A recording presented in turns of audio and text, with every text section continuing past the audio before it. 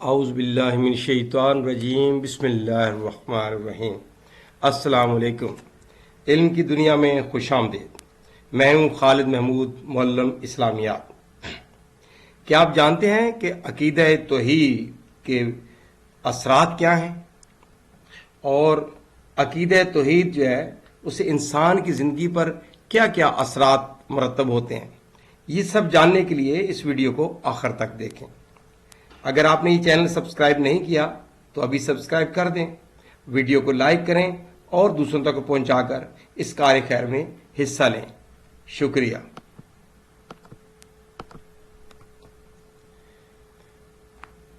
جماعت ششم اسلامیات کی کتاب ہے اور اس کا باب 2 ہے ایمانیات، اور اس کے اندر عنوان جو چل رہا ہے توحید کا، اس کے اندر ذیلی عنوان ہے توحید کے اثرات۔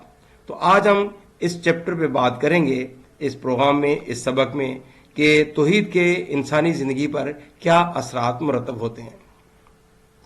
جب بھی کوئی شخص اسلام میں داخل ہوتا ہے، یعنی وہ مسلمان ہو جاتا ہے، اسلام کو قبول کر لیتا ہے اور سچے دل سے عقیدہ توحید پر ایمان لے آتا ہے اور دل سے اس کا اقرار کرتا ہے اور زبان سے بھی اقرار کرتا ہے، تو اللہ تعالیٰ کے تمام احکام پر عمل کرتا ہے، تو اس عقیدہ توحید کی وجہ سے اس کی زندگی پر اثرات مرتب ہونا شروع ہو جاتے ہیں اور اس کی زندگی میں تبدیلی رونما ہونا شروع ہو جاتی ہے، جن میں سے چند درج ذیل ہیں۔ کیا کیا ہو سکتے ہیں کہ جب انسان عقیدہ توحید پر مکمل عمل پیرا ہو جاتا ہے تو اس کے اندر عزت نفس اور خودداری پیدا ہونا شروع ہوتی ہے۔ عزت نفس اور خودداری پیدا ہوتی ہے، اور اس سے کیا ہوتا ہے؟ کیوں؟ اس لیے کہ وہ صرف اللہ کے سامنے جھکتا ہے، اس کو پتا ہوتا ہے کہ سب سے جو سپر پاور ہے وہ اللہ تعالیٰ کی ہے، تو صرف اسی سے ڈرنا ہے، اسی کے آگے جھکنا ہے، اسی کی عبادت کرنی ہے، تو اس لیے مجھے کسی اور سے ڈرنے کی، کسی اور کے آگے جھکنے کی ضرورت نہیں ہے۔ دوسری جو چیز، جو خوبی عقیدہ توحید کی وجہ سے انسان میں پیدا ہوتی ہے، وہ ہے اس کی عاجزی، کہ انکساری، ڈاؤن ٹو ارتھ جس کو ہم کہتے ہیں، پیدا ہوتی ہے، کیونکہ اس سے اس بندے کو یقین ہوتا ہے کہ اس کے پاس جو کچھ بھی ہے وہ اللہ کا دیا ہوا ہے۔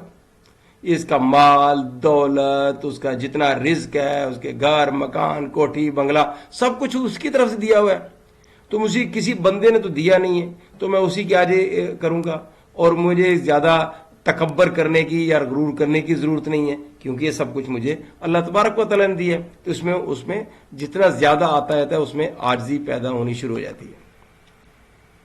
اس کے بعد بہادری اور شجاعت، یہ بھی صفات اس میں انسان میں پیدا ہونی چاہتی ہیں، کیونکہ اس کو اللہ تعالیٰ پر مکمل ایمان ہوتا ہے، اس کو پتا ہوتا ہے کہ موت اور حیات صرف اللہ تعالیٰ کی طرف سے ہے، انسان کو اس کے وقت سے پہلے کبھی موت آ نہیں سکتی اور کوئی دوسرا اس کو مار نہیں سکتا جب تک اللہ تعالیٰ نہ چاہے، تو اس لیے انسان وہ بہادر ہوتا ہے اور جری ہوتا ہے، اور اسی لیے آپ نے دیکھا کہ جہاد کے اندر جو مسلمان مجاہدین ہیں وہ ایسے گھس جاتے تھے کہ ان کو کسی تلوار کا، نیزے کا اور کسی چیز کا ڈر نہیں ہوتا تھا۔ کیوں؟ اس لیے وہ بہادر ہوتے تھے کہ ان کو پتا ہوتا ہے کہ موت جو ہے وہ صرف اللہ تعالیٰ کی طرف سے ہے اور کوئی دوسرا بندہ دے نہیں سکتا۔ پھر ایک اور جو خوبی پیدا ہو جاتی ہے، جو اثرات مرتب ہونا شروع ہوتے ہیں، وہ ہے کہ انسان میں دلی اطمینان اور سکون حاصل ہونا شروع ہوتا ہے۔ کیوں؟ اس لیے کہ انسان کو یقین ہوتا ہے کہ ہمارا رازق اور مالک اور پروردگار صرف اللہ تعالیٰ ہے، اور وہی ہمیں سب کچھ دیتا ہے۔ ہمیں رزق کم ہے تو بھی اس نے دینا ہے، زیادہ ہے تو اس نے دینا ہے، کوئی اور بندہ ہمارے رزق میں نہ اضافہ کر سکتا ہے نہ اس میں کوئی کمی کر سکتا ہے، تو اس لیے اس کو دلی اطمینان اور سکون ہوتا ہے کہ سب کچھ جو ہے اللہ تعالیٰ کی طرف سے ہے اور وہی ہمیں دے گا اور وہی اس کا مالک اور مختار ہے۔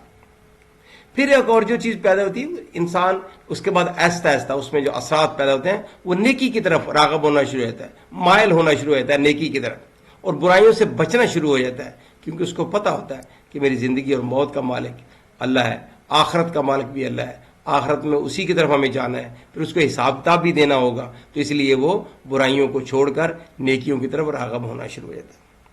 اور ایک اور جو چیز اس میں پیدا ہونی شروع ہوتی ہے انسان میں، عقیدہ توحید کی وجہ سے جو اس کے اثرات پیدا ہوتے ہیں وہ انسان پہ ظاہر ہونا شروع ہوتے ہیں کہ وہ صبر و شکر کرنا شروع ہو جاتا ہے۔ تو صبر شکر جیسے اوصاف اس میں پیدا ہونے شروع ہوتے ہیں، کیونکہ اس کا یقین ہوتا ہے کہ وہی ایک طاقت ہے جو سب کچھ عطا کرتی ہے، اور وہ جو کچھ اس نے اگر نہیں دیا تو وہ کوئی مصلحت ہوگی جو اس نے نہیں دیا، یا ہو سکتا ہے مجھے بعد میں اس سے بھی زیادہ اچھی چیز دے دے، یا اگر کوئی تکلیف آئی ہے تو بھی اس پہ انسان وہ صبر کرتا ہے، اور جب بھی اسے کبھی کوئی نعمت ملتی ہے، کوئی اچھی چیز ملتی ہے یا کوئی چیز ملتی ہے، تو اس کے اوپر وہ اللہ تبارک و تعالیٰ کا شکر ادا کرتا ہے۔ تو یہ چند چیزیں تھیں جو کہ آج کے ہم نے سبق میں بات کی کہ انسان کی زندگی پر اثرات کیا کیا مرتب ہونا شروع ہو جاتے ہیں۔ وما علینا الا البلاغ المبین۔ اگر آپ کو ویڈیو پسند آئی ہو تو اس کو لائک کر دیں، چینل اگر ابھی تک آپ نے سبسکرائب نہیں کیا تو اس کو سبسکرائب کر دیں، اور اپنے دوسرے دوستوں تک بھی پہنچائیں۔